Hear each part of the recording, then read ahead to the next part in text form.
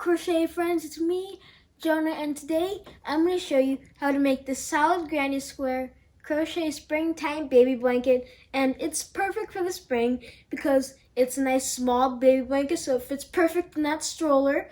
And another thing is it uses a lightweight 3 with double crochet and a 4mm crochet hook, so it's nice and lightweight and thin and breathable, perfect for spring and summer. And that is partially because the yarn this baby blanket uses is the Bernat Softy Baby, which is a lightweight 3. It comes in a beautiful array of baby colors, pastels, everything you can imagine. And it's 100% acrylic, so it's very soft, and it's also very washable and goes in the machine and dryer. So that's wonderful for babies. And another thing to note is that this uses 3 colors. I used a pretty baby pink, a baby pink marl, and a white, and I absolutely love how they coordinate. And if you're liking this border, it's called the Eyelet Border, and I learned it from Daisy Farm Crafts, so I'll put a link to the border below, along with the pattern, which is from yarnspirations.com. And the only materials you'll need are 5 balls in total, 2 balls of one color, 2 balls of another, and 1 ball of your final color, a pair of scissors. I highly recommend you have a metal needle, but you just need some sort of tapestry needle, and a 4mm hook. And if you like the one I'll be using in today's video, this is my Furls Red and Nickel Odyssey, and I'll make sure to put a link below. So let's get started, and we're gonna make this baby blanket that's perfect for spring. So as you can see, the baby blanket is made up of different motifs, and they are solid granny squares, where you just work basically a granny square, but you don't work in gap spaces. You just work solid double crochets on top of each other, so that the only holes you have are the holes going out for the corner, where you chain 2, of course.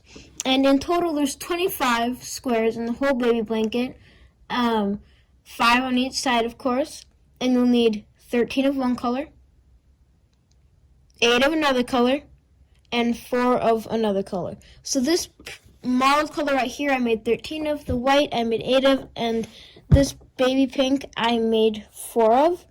So now I'm going to start by teaching you how to make one of these motifs.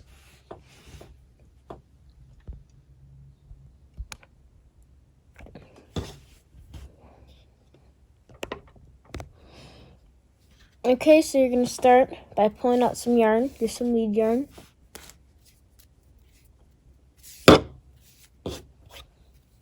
And then next, what you're going to do is create a slip knot.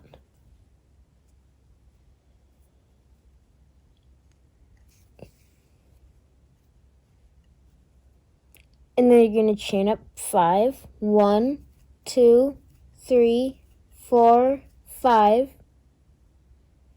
Slip stitch to the first chain you made. Then you're going to chain up 2, 1, 2, yarn over and work 4 double crochets into that same ring. 1, 2,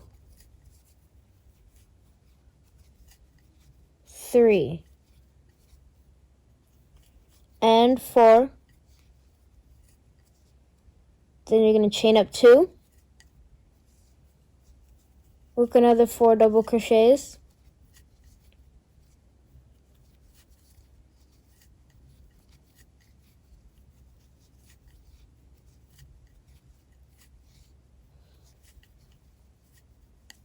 Then you're going to chain up 2 again. Work another 4 double crochets.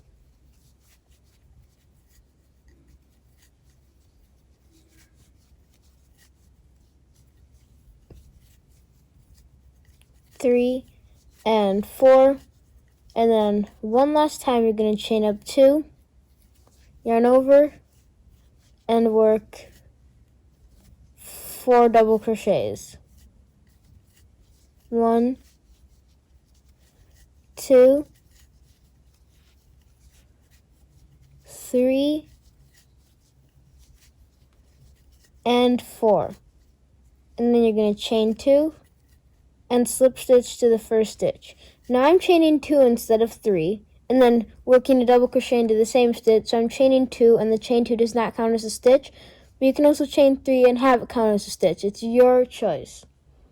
So next I'm going to chain up 2 and work 4 double crochets across the top of my 4 double crochets I already have established from row 1.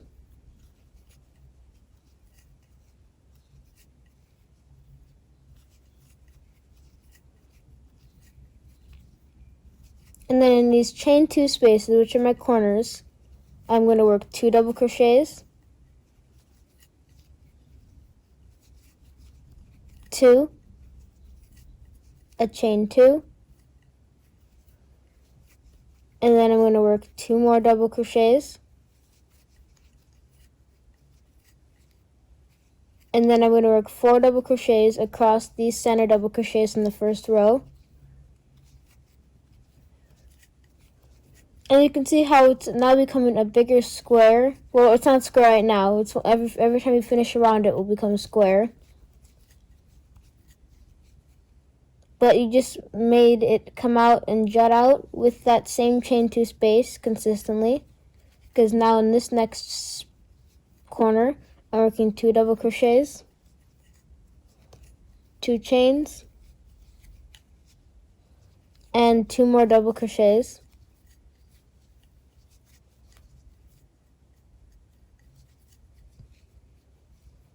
And then I'm going to work 4 double crochets across these center stitches.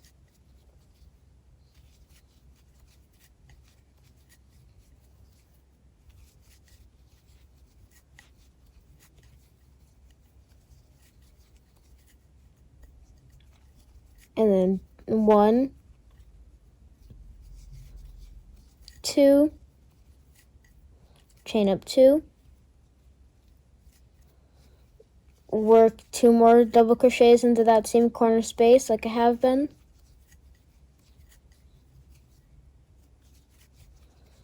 Work 4 repeating stitches.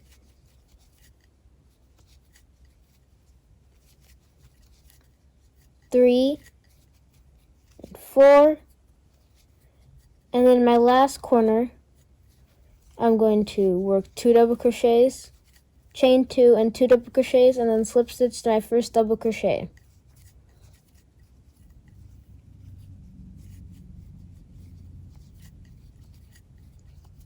And finish round 2 by slip stitching to my first double crochet. And now this row is going to start being your repeat row, even though it's pretty much the same for the whole thing because it's a granny square, a solid granny square. This is where you're going to officially start your repeat. So what you're going to do is chain up 2 or 3 if you're counting your chains of double crochet or not, and then work 1 double crochet in each stitch across until you get to the corner.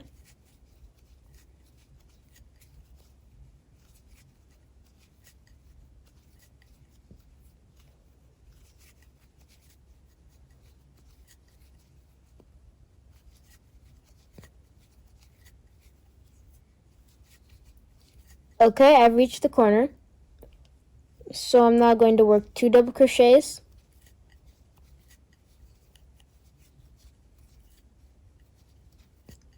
a chain 2, 2 double crochets,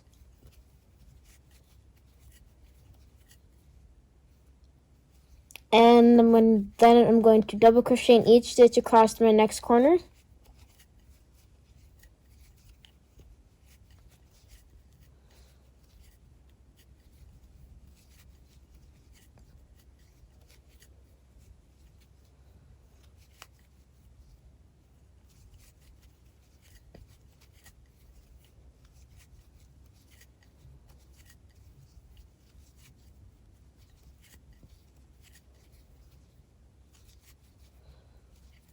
And now that I've reached my next corner, I'm going to work up 2 double crochets, a chain 2, and 2 more double crochets.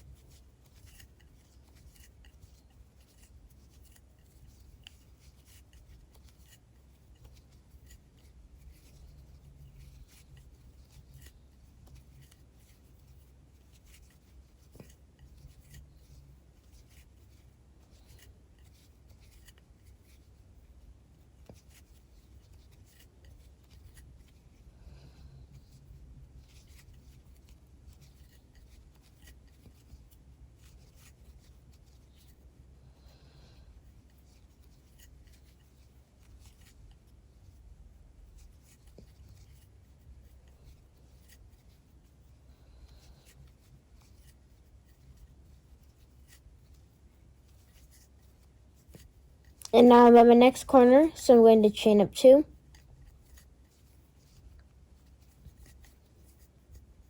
After my 2 double crochets, work 2 more double crochets.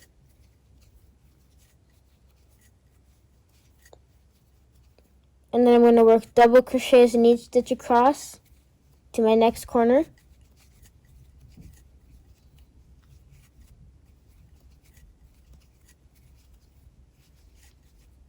About halfway through.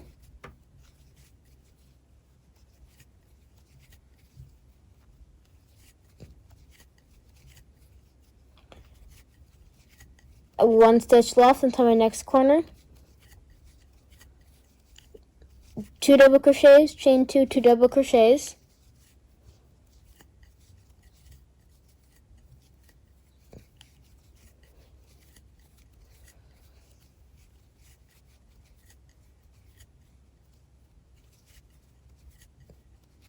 And then you're just going to double crochet in each stitch till your first double crochet right before your next slip stitch, then slip stitch to your first stitch. And now I have 3 rounds of my square complete.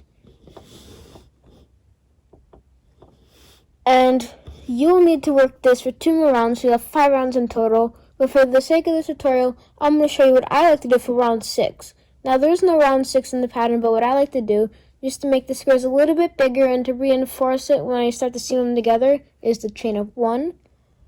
And in each stitch to the corner, put in 1 single crochet, 2,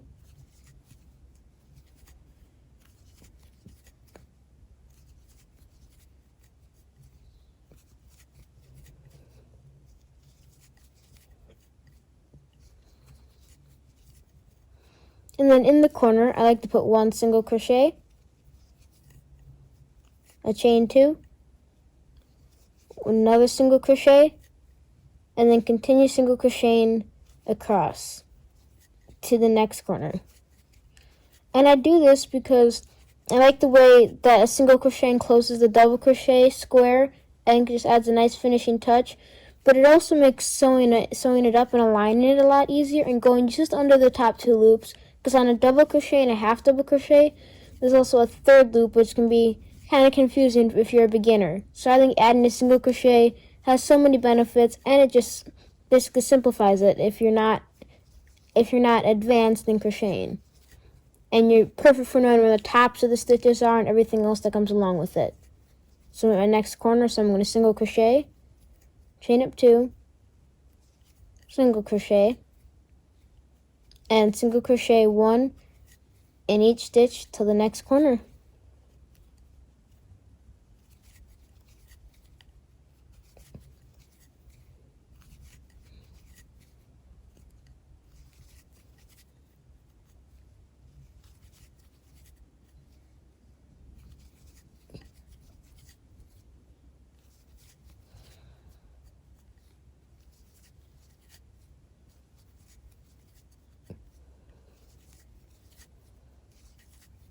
In my next corner, some single crocheted, chained up 2, and single crocheted again. And now I'm working across to the next corner.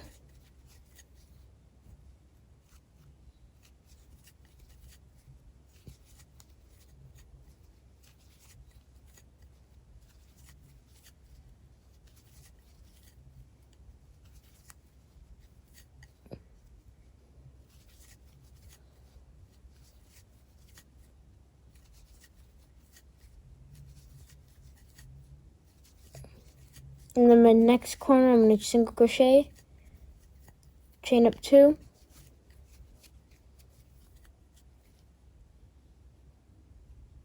and then I'm going to single crochet in each stitch till right before the slip stitch of where I started my row. And then I'm going to slip stitch to my first single crochet.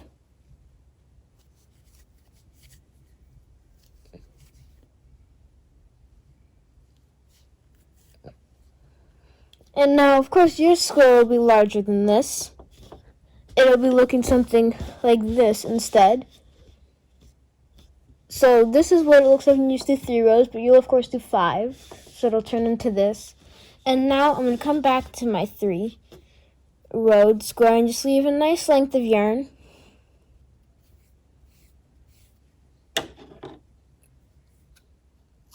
Snip it. And then just take my fingers and pull that length of yarn back through. And then I'm going to take out my needle.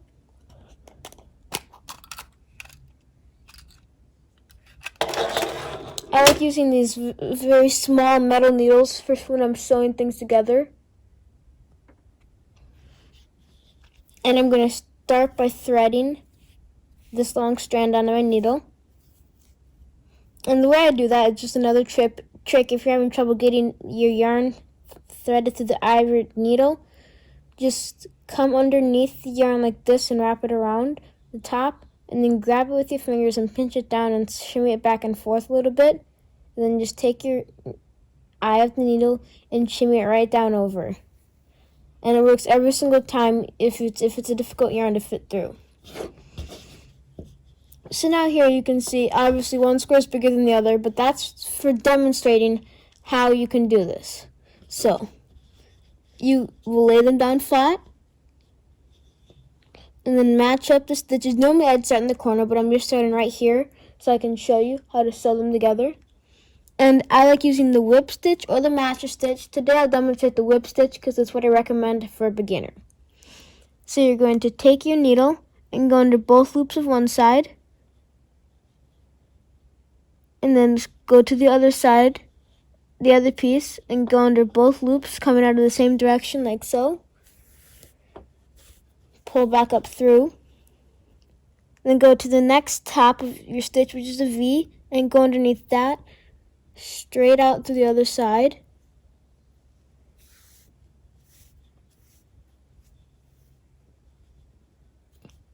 And then go to the next V, straight out to the other side.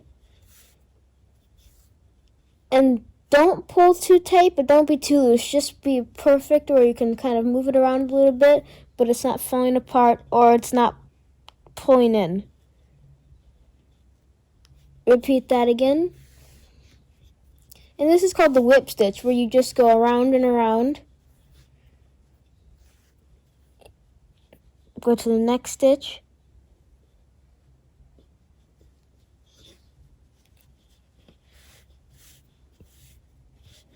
And you can see it's pretty seamless, considering it's the easiest method there is to sew things up, going through one side and then the other and pulling back through. Going through one side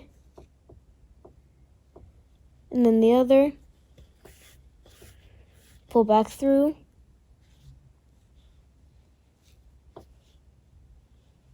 And then the other, and pull that back through.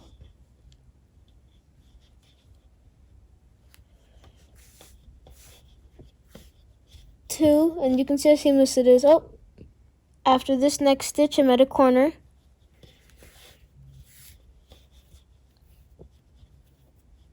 So now you can see how seamless it has become.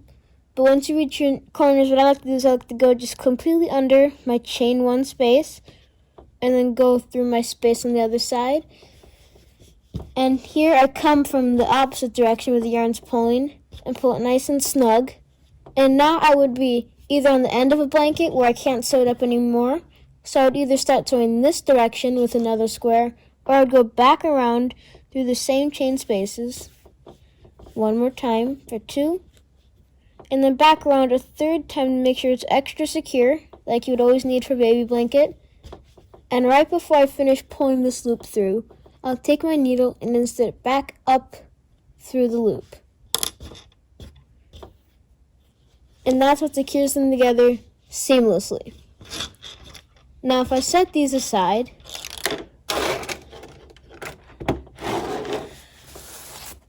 and pull out my actual blanket here, I can show you how it's going to form. So at the bottom here, we have 2 squares of one color, 2 squares of color A, I'll call it, a square of color B, 2 squares of color A, and then for your next round you have A, B, C, B, A, and then if you come up to your third round, you have B, C, A, C, B. And then when you come up to your second to last round, right over here, you have A, B, C, B, A, and then at the top, just like you had for the bottom, it's A, A, B, A, and then the edging I did is one that I learned from Daisy Farm Craft. She is amazing at making baby blankets and adding borders, so I chose to do her Eyelet Border, which I'll put a link to down below, and it's very simple. It's just basically doing some stitches, single crochet, chaining up 5, slip stitching around the post of that single crochet, and then next working more single crochets, and you come back around for the second row and work single crochets into that eyelet you just created, and then work single crochets or slip stitches down to the next row, and you can make it as tall or short as you wanted. I added just 2 rounds in my border because I like the way this simple kind of comes up and down, and the more rows you add, the less wavy it becomes and the less shell-like it gets. So that's how you make your very own springtime solid granny square baby blanket. I hope you enjoyed learning how to make your very own springtime crochet baby blanket. It's lightweight, it's breathable, it's fun, and it works up super quick. And there's so many different aspects of it, from all the different colors, the ways to sew them together, to fun borders, including this eyelet border. And my favorite part is honestly picking out all the different colors of Bernat Softy Baby to choose from to correlate. That's such a fun part. And if you enjoyed today's tutorial, please make sure to like, comment, and subscribe to Jonah's Hands.